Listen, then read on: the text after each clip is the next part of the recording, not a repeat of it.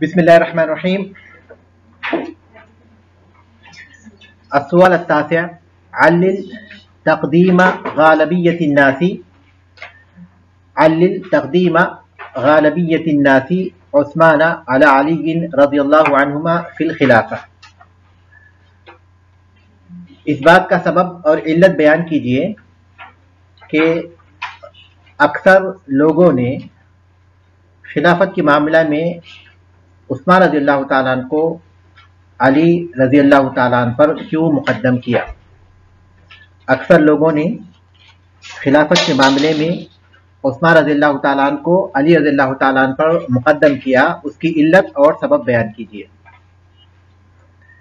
उसका जवाब है, नंबर एक, रसूलुल्लाह सल्लल्लाहु अलैहि वसल्लम के दौर में सहाबा के दरमियान फजीलत के मामले में लोगों के पास सबसे अफजल अबू बकर रज़ियल्लाहु ताला अन्हु समझे जाते थे, उसके बाद उमर रज़ियल्लाहु ताला अन्हु, उसके बाद उस्मान रज़ियल्लाहु ताला अन्हु।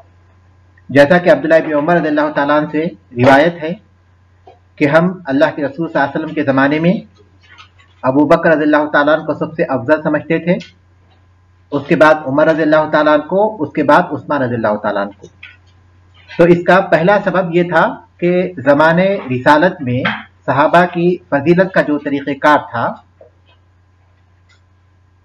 वो उसकी एक इल्लत और एक सबब बना कि उसी को उस्मान रज़ियल्लाहु ताला अन्हु के दौर में भी लोगों ने उसी पर अमल किया या उसी का ख्याल रखा। यह पहला सबब था। दूसरा सबब था उस्मान रज़ियल्लाहु ताला अन्हु का कसरत से इन्फाक करना। जूद व सखा, फैयाज़ी, ये उनकी बुलंद तरीन खुसूसियत थी और जो मजलिस शूरा बनाई गई थी खिलाफत के लिए, उनमें जूद व सखा के मामले में कोई उनके मसावी नहीं था, कोई उस्मान रज़ियल्लाहु ताला अन्हु के बराबर नहीं था।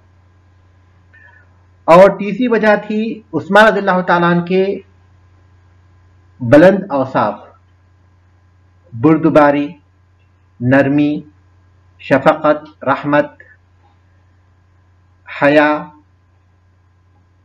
और ऐसे बहुत से औसाफ जो उनके अंदर पाए जाते थे। इन तमाम चीज़ों के साथ उस्मान रज़ियल्लाहु ताला अन्हु अल्लाह तबारक ताला के हुदूद के मामले में इस्तेहकाम का और सख्ती का मुज़ाहरा करते थे। उस्मान रज़ियल्लाहु ताला अन्हु का नर्म होना इस बात की दलील नहीं है कि वो अल्लाह ताला के हुदूद के मामले में नरमी करते थे, ये बात नहीं थी, बल्कि जहाँ अल्लाह तबारक ताला के हुदूद की बात आती तो वो वहाँ सख्ती का मुज़ाहरा करते थे, लेकिन आम मामला करने में वो नरमी से काम लेते थे। तो ये तीन इल्लतें हैं उस्मान रज़ियल्लाहु ताला अन्हु को तरजीह देने की या उस्मान रज़ियल्लाहु ताला अन्हु को मुक़द्दम करने की। पहली इल्लत ये थी कि अल्लाह के रसूल सल्लल्लाहु अलैहि वसल्लम के दौर में सहाबा के जो फजीलत का जो तरीक़ेकार था सहाबा के पास, उसी को लोगों ने इस वक्त भी बाकी रखा।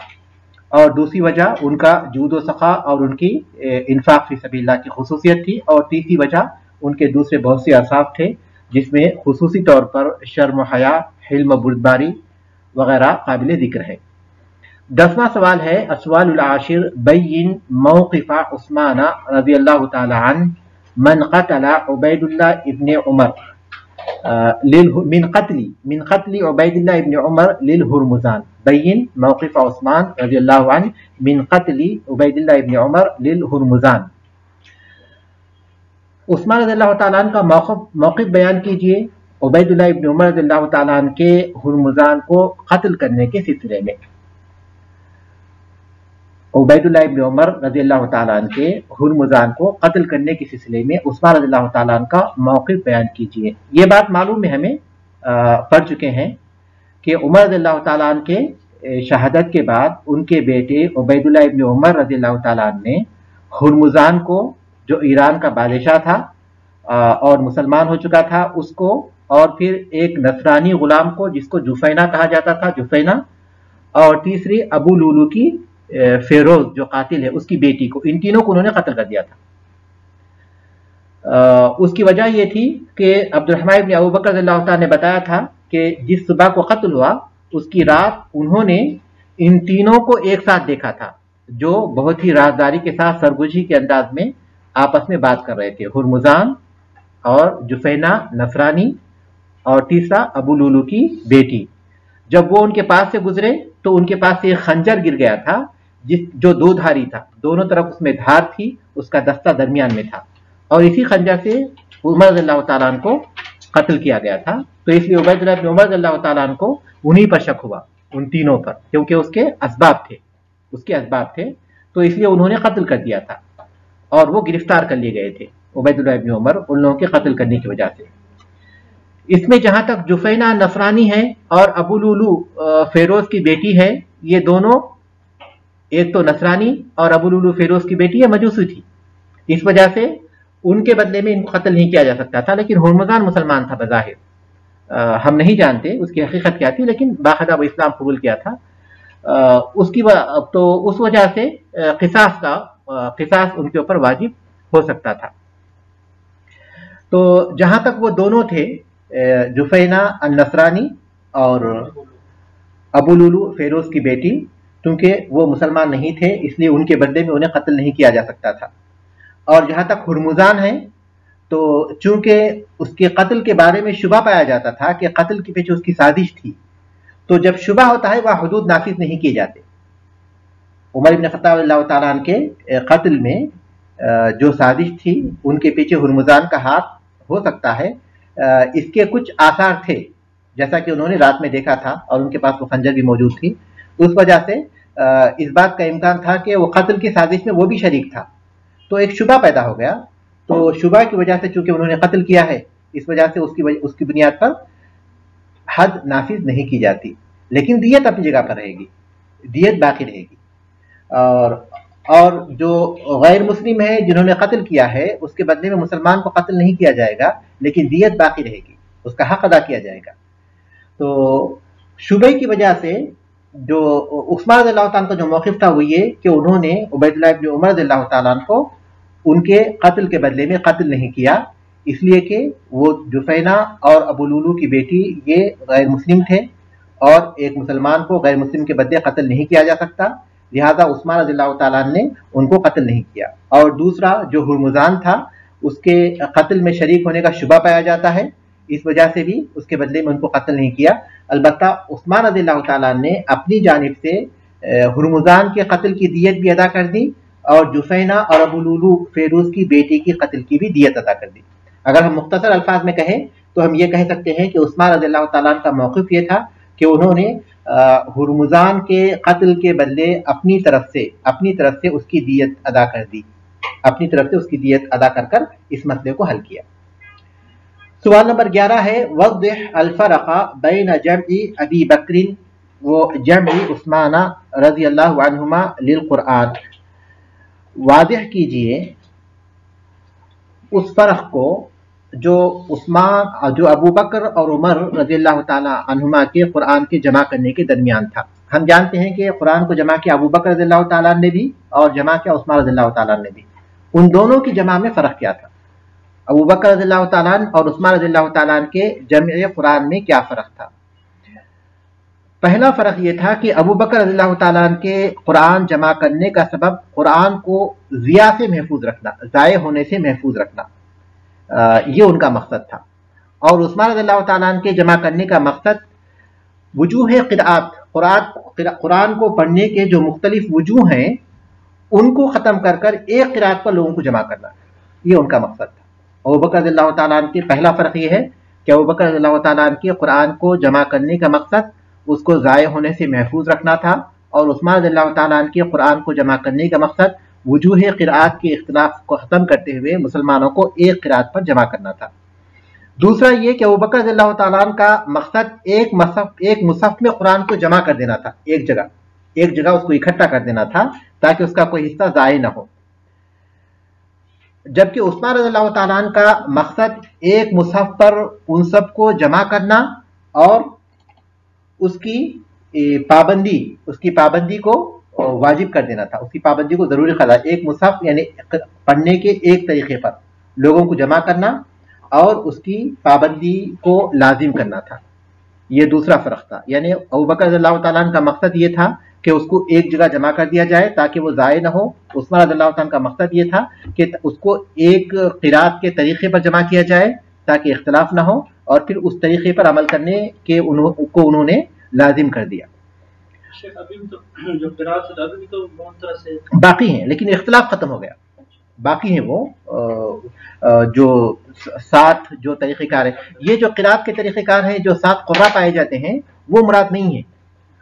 قرآن کے پڑھنے کے جو قرآن جو 7 حروف پر نازل کیا گیا جو کہہ رہے ہیں، وہ مراد ہیں اس سے۔ وہ اگرچہ کہ شروع میں اس کی اجازت تھی، اس طرح قرآن نازل ہوا تھا، لیکن بعد میں جب وقت گزرتا گیا تو پھر اس کی ضرورت ختم ہو گئی، کیونکہ عرب کے قریش کا جو لہجہ تھا، ان کا لہجہ اور جو دوسرے قبیلوں کے لہجے تھے وہ مختلف تھے، تو شروع میں وسعت دی گئی تھی کہ دوسرے لوگ اپنے لہجے کے مطابق پڑھ لیں۔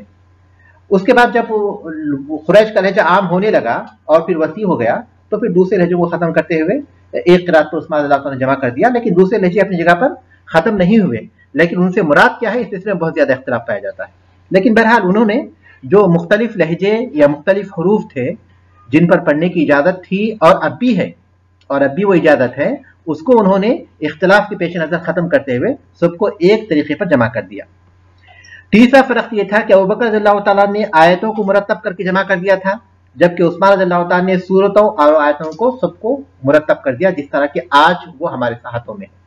ابوبکر رضی اللہ تعالیٰ کا مقصد چونکہ قرآن کو ضائع کرنے سے بچانا تھا، تو اس لیے انہوں نے آیتوں کو ترتیب سے جمع کر دیا مصحف میں، لیکن عثمان رضی اللہ تعالیٰ نے کیا کیا، سورتوں کو بھی اور آیتوں کو بھی جس ترتیب سے اللہ کے رسول صلی اللہ علیہ وسلم کے دور میں تھا اس ترتیب سے انہوں نے جمع کر دیا۔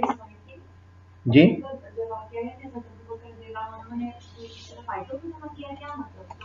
آیتوں کی ترتیب کو، ظاہر ہے کہ ان کا مقصد آیتیں، صورتیں آگے پیچھے تھیں لیکن آیتیں مرتب تھیں، ہر سورے کی آیتیں اپنی جگہ مرتب تھیں، انہوں نے صورتوں کی بھی ترتیب کر دی عثمان رضی اللہ تعالیٰ نے۔ 12واں سوال ہے، جی ہاں، عدد المناطق التي فتحت فی عہد عثمان رضی اللہ عنہ، ان مناطق، وہ مناطق ذکر کیجئے، بیان کیجئے یا گنائیے یا گنوائیے جو عثمان رضی اللہ تعالیٰ کے دور میں فتح کیے گئے تھے۔ عثمان رضی اللہ تعالیٰ کے دور میں جو فتح کیے گئے تھے وہ بتائیے۔ عثمان رضی اللہ تعالیٰ کے دور میں جو مناطق، علاقے، جگہیں، شہر، ہاں جی ہاں، اس کی جمع ہے، اس کی جمع ہے، منطقہ کی جمع ہے مناطق۔ عثمان رضی اللہ تعالیٰ کے دور میں جو علاقے فتح کیے گئے وہ 2 طرح کے تھے۔ ایک کچھ علاقے ایسے تھے جو دوبارہ فتح کیے گئے، عمر رضی اللہ تعالیٰ کے دور میں فتح کیے گئے تھے، لیکن بعد میں وہاں کے لوگوں نے جو ہے دھوکہ دیا تو پھر سے اس کو جو ہے مسلمانوں سے چھین لیا تھا، تو مسلمانوں نے ان کو دوبارہ فتح کیا۔ تو عثمان رضی اللہ تعالیٰ کے دور میں کچھ علاقے ایسے تھے جو دوبارہ فتح کیے گئے تھے، اور وہ تھے آرمینیا، آذربائیجان، خراسان، الرئی جو ایران میں ہے، اور اسکندریہ، یہ علاقے دوبارہ فتح کیے گئے۔ اور کچھ علاقے ایسے تھے جو نئے علاقے ہیں جو ان کے دور ہی میں فتح کیے گئے، اور وہ ہیں طبرستان، تخارستان، افریقیہ جو آج تونس کہلاتا ہے، اور بلاد النوبہ جس کو آج سودان کہتے ہیں، اور قبرص، یہ علاقے ان کے دور میں فتح کیے گئے۔ طبرستان، تخارستان، افریقیہ یعنی تونس، بلاد النوبہ آج کا اکثر سودان کا حصہ، اور اس کے بعد قبرص یونان میں جو فی الحال ترکی کے پڑوس میں جو ہے۔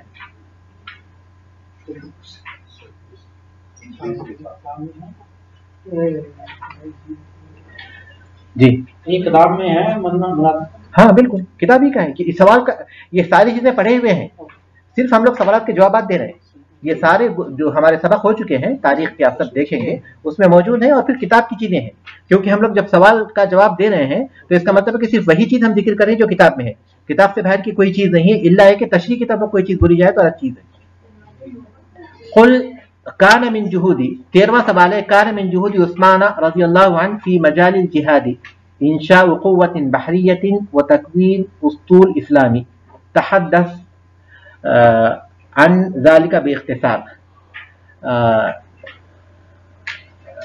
عثمان رضی اللہ تعالیٰ کی کوششوں میں جو انہوں نے جہاد کے میدان میں کی تھی، فوجی قوت کی بنیاد رکھنا اور اسلامی بحری بیڑے کو بنانا، فوجی قوت کا قیام اور اسلامی بحری जो कश्तियों पर मुश्तमिल जो फौजी जो कुव्वत होती है उसको कहते हैं बहरी बीड़ा, जो कश्तियों पर मुश्तमिल होती है, और जो इंसानों पर मुश्तमिल होती है उसको कहते हैं बहरी कुव्वत। तो फौजी जो बहरी कुव्वत थी, फौजी बहरी कुव्वत, और फिर जो बहरी बीड़ा था वो उन्होंने उसकी बुनियाद रखी थी। इसको जो है इख्तिसार के साथ बयान कीजिए। उमर इब्न खत्ताब रज़ियल्लाहु ताला अन्हु के दौर में मुआविया रज़ियल्लाहु ताला अन्हु ने बहरी फौज की बुनियाद रखने और फिर बहरी बेड़े को कायम करने की इजाज़त तलब की थी, लेकिन उमर रज़ियल्लाहु ताला अन्हु ने मुसलमानों के फौजियों को जो खतरात लाहिक हो सकते हैं समंदर में, उसकी वजह से उन्होंने इसकी इजाज़त नहीं दी थी, मुसलमानों पर शफकत और रहमत करते हुए उन्होंने इसरार किया, लेकिन फिर भी इजाज़त नहीं दी थी। उस्मान इब्न अफ़्फ़ान रज़ियल्लाहु ताला जब खलीफा बने तो मुआविया रज़ियल्लाहु ताला ने फिर इजाज़त तलब की, क्योंकि जब तक बहरी तौर पर उनका मुकाबला नहीं किया जा सकता रूमियों का, उस वक्त तक मुसलमान अमन में नहीं हो सकते थे। कभी भी वो लोग पीछे से आते समंदर के पास से और मुसलमानों पर हमलावर हो सकते हो सकते थे। तो इसलिए उन्होंने बार बार इजाज़त तलब की। तो उस्मान रज़ियल्लाहु ताला ने इब्तिदा में इजाज़त नहीं दी, लेकिन बाद में उन्होंने इजाज़त दे दी, और उसके बाद इस शर्त के साथ इजाज़त दी कि मुसलमानों में किसी को मजबूर ना किया जाए, बल्कि इख्तियारी तौर पर जो उसमें शरीक होना चाहें उन्हीं को शरीक किया जाए। तो उस्मान रज़ियल्लाहु ताला ने जब बहरी बीड़ा कायम करने की और फौजी क़ुव्वत कायम करने की इजाज़त दी, तो उसके बाद मुआविया रज़ियल्लाहु ताला ने इसको कायम किया। तो सबसे पहले समंदरों में जो जहाज़ों का जो काफिला होता है, मुसलमानों में उसकी क़ियादत की थी अब्दुल्लाह इब्न क़ैस अल-जासी रज़ियल्लाहु ताला ने। इनको बड़ी महारत थी समंदर के जंगों में, और उन्होंने समंदर में मुसलमानों की जो जंगें हुई आगाज़, उसमें उन्होंने ही क़ियादत की थी। उसके बाद जो दूसरी दफ़ा मुसलमानों ने समंदर में मुकाबला किया, समंदर के ज़रिए जिस चीज़ को फतह किया है, वह है फ़तह क़ुब्रुस। फ़तह क़ुब्रुस जो सन 28 या 31 हिजरी में हुआ था, जिसकी अल्लाह के रसूल सल्लल्लाहु अलैहि वसल्लम ने बशारत दी थी, और बड़े बड़े सहाबा उसमें शरीक हुए थे। मुसलमानों में से किसी का नुकसान नहीं हुआ था। क़ुब्रुस को मुसलमानों ने फतह किया था 28 या 31 हिजरी में। उसकी तारीख के सिलसिले में इख्तिलाफ पाया जाता है।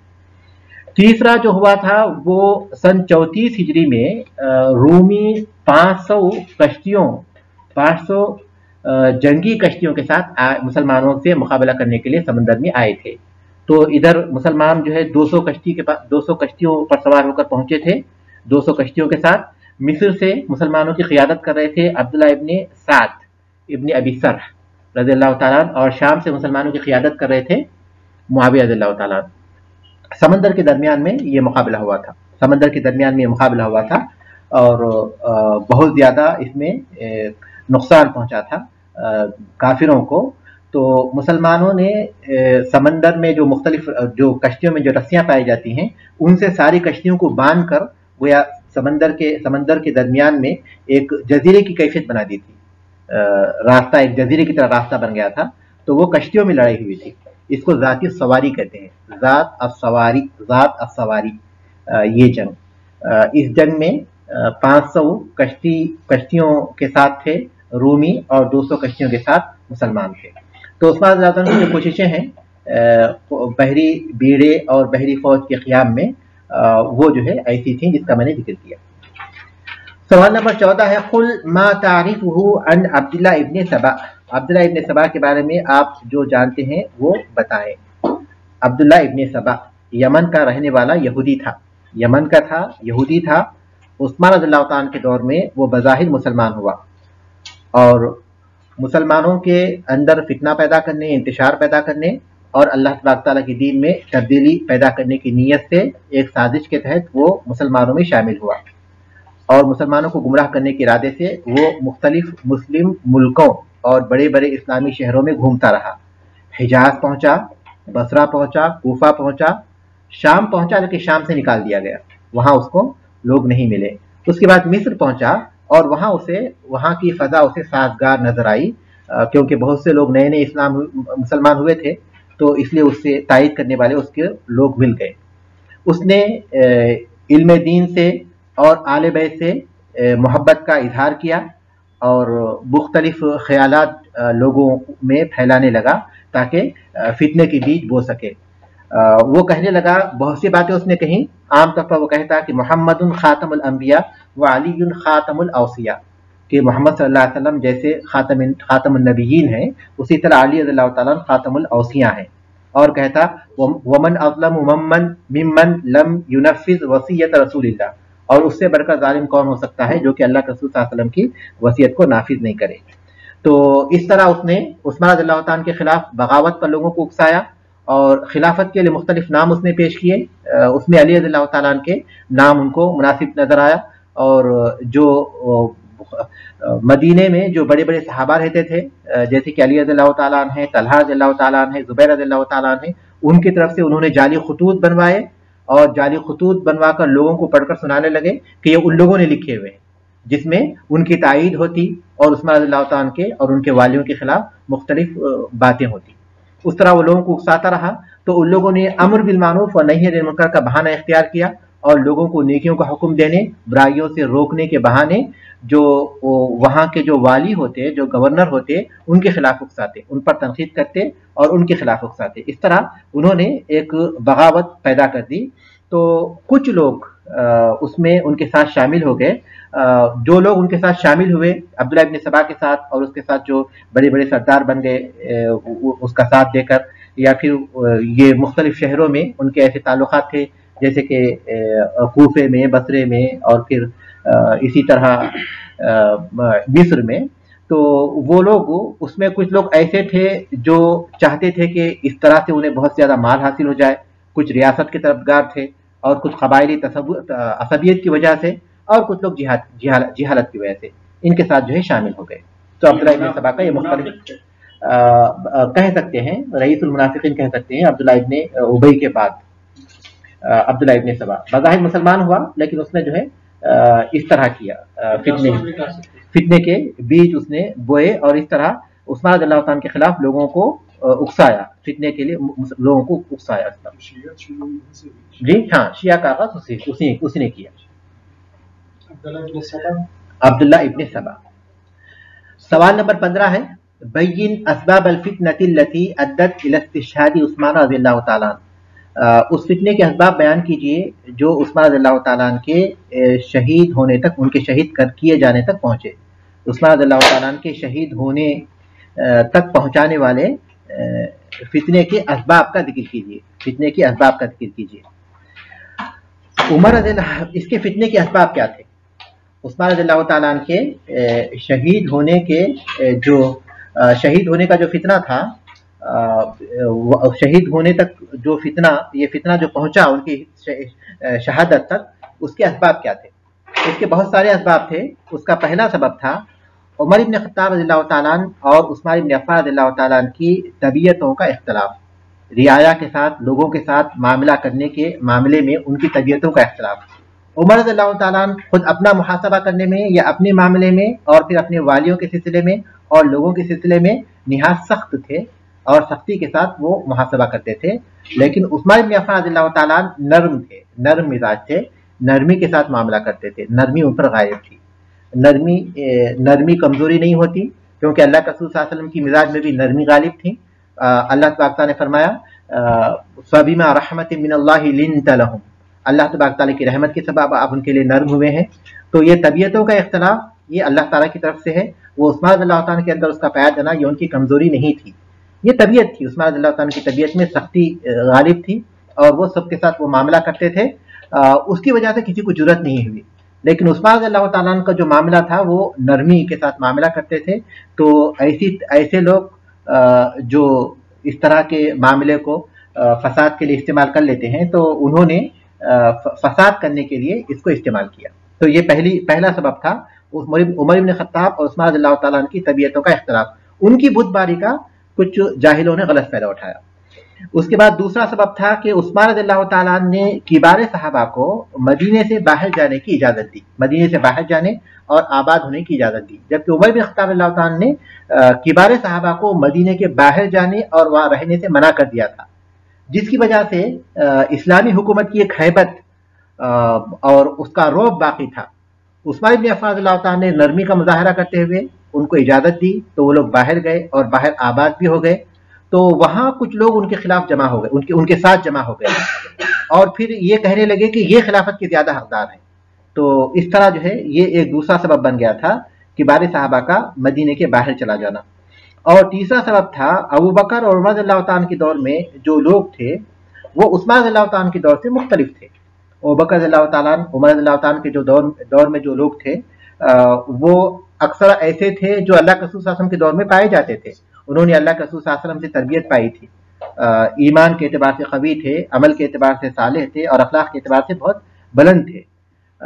یہ جیل اول کے لوگ تھے۔ اور اس کے بعد جب فتوحات بہت وسیع ہو گئے تو نئے نئے لوگ اسلام میں داخل ہو گئے، تو یہ جیل آخر تھے، جیل ثانی تھے۔ تو اسلامی حکومت کی اشاعت میں اور پھر اس کے قیام میں جو قربانیاں انہوں نے دی تھیں جیل اول نے، اس کا احساس ان کو نہیں تھا، جو جیل ثانی ہوئے یا پھر بعد میں جو لوگ مسلمان ہوئے۔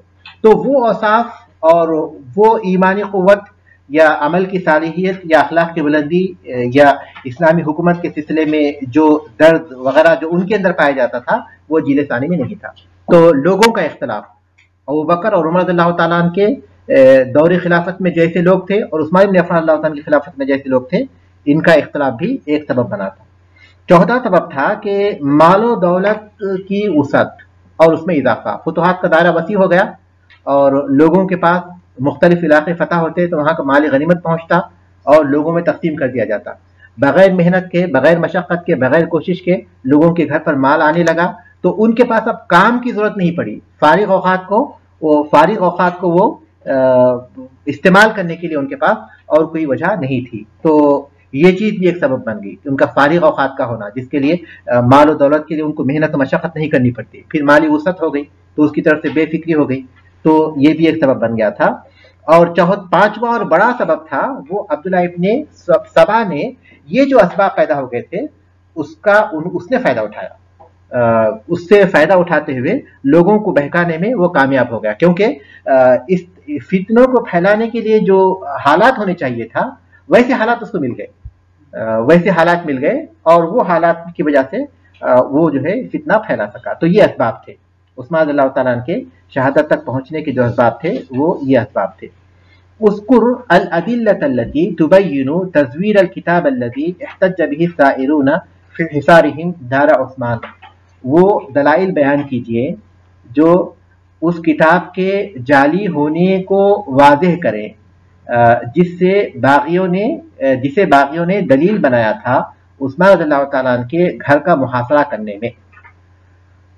عثمان رضی اللہ تعالیٰ کے گھر کا محاصرہ کرنے کے سلسلے میں باغیوں نے عثمان رضی اللہ تعالیٰ کے جس خط کو دلیل بنایا تھا وہ خط جعلی تھا، اس کے دلائل بیان کیجیے، کیونکہ ہم پڑھ چکے ہیں کہ باغی جب مصر، کوفہ اور پھر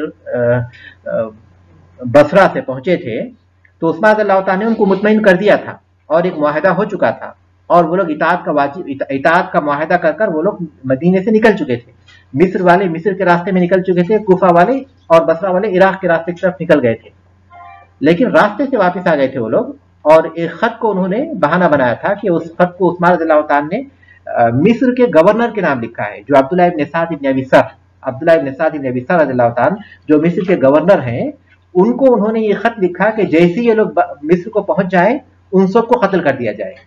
یہ خط تھا عثمان رضی اللہ تعالیٰ کا جو باغیوں کو مل گیا تھا، اور وہ خط لے کر پھر سے وہیں واپس آ گئے تھے، وہ باوجود ہے کہ اطاعت کا وعدہ کر کے واپس گئے تھے، لیکن اس خط کو بہانہ بنا کر وہ واپس آ گئے تھے، لیکن یہ خط جعلی تھا۔ اس خط کے جعلی ہونے کے دلائل کیا ہیں؟ اس خط کے جعلی ہونے کی پہلی دلیل یہ ہے کہ اہل مصر اور اہل کوفہ کا ایک ساتھ مدینے کو واپس آنا، جبکہ وہ لوگ ان لوگوں کے راستے بالکل مختلف ہیں، مختلف جہات میں وہ جا رہے ہیں، اور مصر والے مصر کی طرف نکل چکے اور کوفہ اور بصرہ والے اپنے راستے کی طرف نکل چکے، لیکن جب وہ مدینہ واپس آ گئے تو ایک ساتھ واپس آ گئے۔ تو یہ اس بات کی دلیل ہے کہ پہلے ہی سے ان کا کوئی اتفاق تھا کہ اتنے فاصلے پر جائیں گے، پھر ہم لوگ جو ہے وہ خط جو پہلے ہی سے وہ بنائے ہوئے تھے اپنے ذہن میں، اس کے حساب سے وہ خط انہوں نے تیار کرنے کی سازش کر لی تھی، اس خط کے بہانے واپس آ جائیں گے۔ تو مختلف علاقے کے لوگوں کا ایک ساتھ یہاں داخل ہونا، مدینے میں داخل ہونا، یہ اس بات کی دلیل ہے کہ یہ خط جعلی تھا۔ اسی لیے علی رضی اللہ تعالیٰ ان سے خطاب کرتے ہوئے کہا تھا، ھذا واللہ امر ابرم فی المدینہ، अल्लाह ताला की कसम, ये वो मामला है जो मदीने ही में तैयार कर लिया गया था। मदीने में निकलने से पहले ही उन लोगों ने इस बात पर इत्तेफाक कर लिया था कि ऐसा वापिस हो जाएंगे। दूसरी दलील ये है कि खत वाला जो शख्स था जिसको खत देकर भेजा जा रहा था, कासिद, उसका मशकूक अंदाज वो इन्हीं काफिले, मिस्र के काफिले वालों के साथ ही वो जा रहा था, और अपनी तरफ लोगों को मुतवज्जे करने के लिए कभी लोगों के साथ चलता, कभी एकदम पीछे हो जाता, कभी फिर साथ आता। यहाँ तक कि लोग जब देखे कि इसकी ये हालत है तो उसको उन्होंने पकड़ा और तुम्हारे पास क्या है बल्कि उसे चेक किया तो उसके पास से वो खत निकाला। तो हालांकि ऐसा खत जो उनके कत्ल के सिलसिले में है, जो काफिले वाले हैं, वैसा खत अगर उसके पास होता तो पहली बार तो वो हरगिज उनके साथ नहीं जाता, उनके साथ हरगिज नहीं जाता, क्योंकि ऐसा खत है जिसके बारे में उनके कत्ल का हुक्म लगा हुआ है, और फिर ये अंदाज इख्तियार नहीं करता कि लोगों को अपनी तरफ मुतवज्जे करे। तो दूसरी दलील जो है वो कि खत वाले शख्स का मशकूक अंदाज।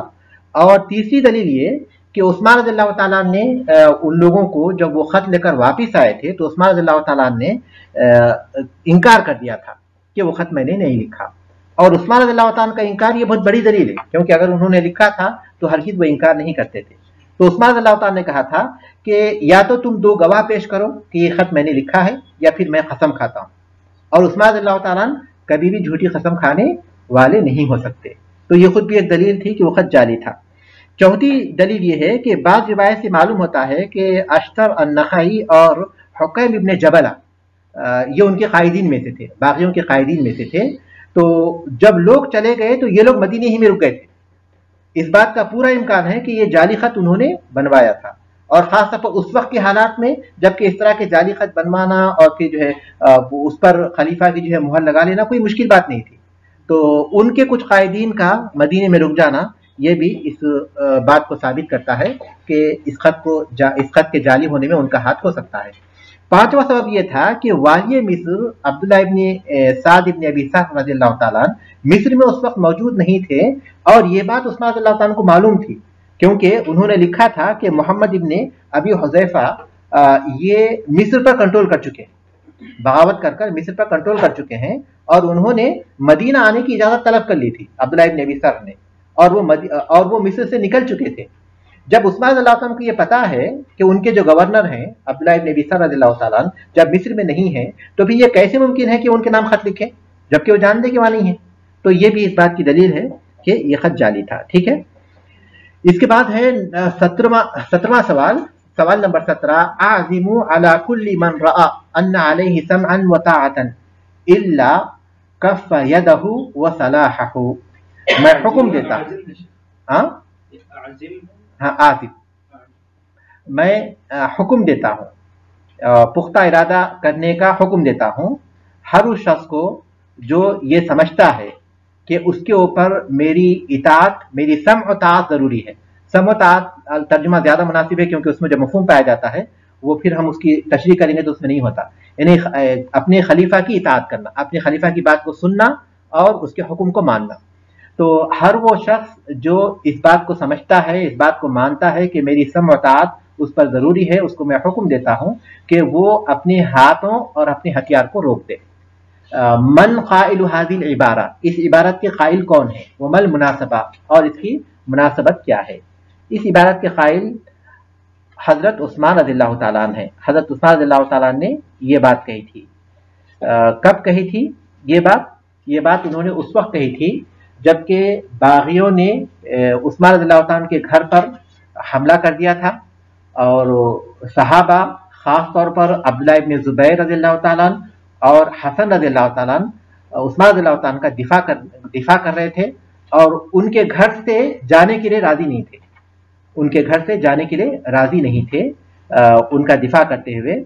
तो उस मौके पर उस्मान रज़ियल्लाहु ताला ने कहा था कि तुम लोग मेरा दिफा मत करो बल्कि यहाँ से चले जाओ, और ये कहा था कि हर वो शख्स जो समझता है कि उस पर मेरी इताअत वाजिब है खलीफा होने की हैसियत से, तो मैं उसे हुक्म देता हूँ कि वो अपने हाथ और अपने हथियार को रोक दे, बागियों के खिलाफ उसे इस्तेमाल न करे। तो इस इबारत के कहने वाले कौन है, उस्मान इब्न अफ़्फ़ान रज़ियल्लाहु ताला, और उसकी मुनासिबत ये कि सहाबा और ख़ास तौर पर जो सहाबा के बेटे हैं, सहाबा की जो औलाद हैं, वो उस्मान रज़ियल्लाहु ताला के दिफा में बागियों से मुकाबला कर रहे थे। तो उस वक्त उस्मान रज़ियल्लाहु ताला ने ये बात कही थी ताकि वो लोग वहां से चले जाएं, और उस्मान रज़ियल्लाहु ताला ने फिर उनको वहां से भेज दिया था। सवाल नंबर 18 है बैयिन मौक़िफ़ अस्सहाबती फ़िल मदीनती मिन अस्साइरीन व हिसारी दारी उस्मान। सहाबा की मौक़िफ़ को बयान कीजिए जो मदीने में थे बागियों के मुकाबले में और उस्मान रज़ियल्लाहु ताला अन्हु के घर के मुहासिरे के मामले में, उस्मान रज़ियल्लाहु ताला के घर के मुहासिरे के मामले में और बागियों के साथ मामला करने में उस सहाबा का क्या मौक़िफ़ था। इसमें सबसे पहली बात तो यह है कि कोई सहाबी उनके साथ शरीक नहीं थे। जो बागी उस्मान रज़ियल्लाहु ताला के घर का मुहासरा किए हुए थे, उनके कत्ल के इरादे से आए हुए थे, कोई सहाबी उनके साथ शरीक नहीं थे और कोई भी उस पर राजी नहीं थे, बल्कि सहाबा और उनकी औलाद उनका दिफा कर रहे थे। ज़ैद इब्न साबित रज़ियल्लाहु ताला अन्हु अंसार की एक जमात के साथ उनके पास पहुंचे थे, उस्मान रज़ियल्लाहु ताला अन्हु के पास, और कहने लगे थे कि ये मेरे साथ अंसार हैं, अगर आप इजाज़त देते हैं तो हम दूसरी मर्तबा भी अल्लाह तबारक तआला के अंसार बन जाएंगे। पहली मर्तबा जब अल्लाह के रसूल सल्लल्लाहु अलैहि वसल्लम के साथ बने थे तो उन्होंने कहा था कि इजाज़त दीजिए, हम दूसरी मर्तबा अल्लाह तबारक तआला के अंसार बनेंगे। लेकिन उस पर अल्लाह ताला ने कहा कि इसकी मुझे कोई ज़रूरत नहीं, तुम लोग अपने हाथों को रोक लो। उसी तरह हारिसा बिन नुअमान रज़ियल्लाहु ताला भी पहुंचे थे, उनके साथ भी अंसार थे, उन्होंने इजाज़त तलब की, उन्होंने इजाज़त नहीं दी। अब्दुल्ला इब्न उमर रज़ियल्लाहु ताला बनी अदी के कुछ लोगों के साथ पहुंचे थे उनका दिफा करने के लिए, लेकिन उन्होंने इजाज़त नहीं दी।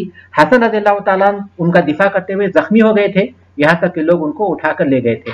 अब्दुल्ला इब्न जुबैर रज़ियल्लाहु ताला आखिरी वक्त तक दिफा करते रहे थे, सहाबा के बेटों में से वो थे जो आखिरी वक्त तक दिफा करते रहे थे। तो सहाबा का मौक़िफ़ ये था कि पहली बात तो उसमें कोई शरीक नहीं हुए और दूसरी बात ये कि वो उस्मान रज़ियल्लाहु ताला का आखिरी वक्त तक दिफा करते रहे। लेकिन चूंकि उस्मान रज़ियल्लाहु ताला ने उनको मना कर दिया था दिफा करने से, इस वजह से वो बागी अपने जो मकसद में थे, उस जो मकसद लेकर आए थे उसमें कामयाब हो गए। और ये बात तो हम बयान कर चुके हैं कि उस्मान रज़ियल्लाहु ताला का ये मौक़िफ़ किस लिए था कि उन्होंने दिफा करने की इजाज़त नहीं दी। जबकि वो दिफा करने की इजाज़त देते तो बागियों को आसानी से भगा देते सहाबा, अगरचे कि उन लोगों ने बहुत ही चालाकी के साथ एक ऐसा वक्त उन्होंने मुंतखब किया था उनके घर का मुहासरा करने के लिए जबकि आलम इस्लाम हज में मसरूफ था। अक्सर मुसलमान हज के लिए गए हुए थे, लेकिन फिर भी जो थे वहां मदीने में दिफा कर सकते थे, लेकिन उस्मान रज़ियल्लाहु ताला ने दिफा की इजाज़त नहीं दी थी। क्यों?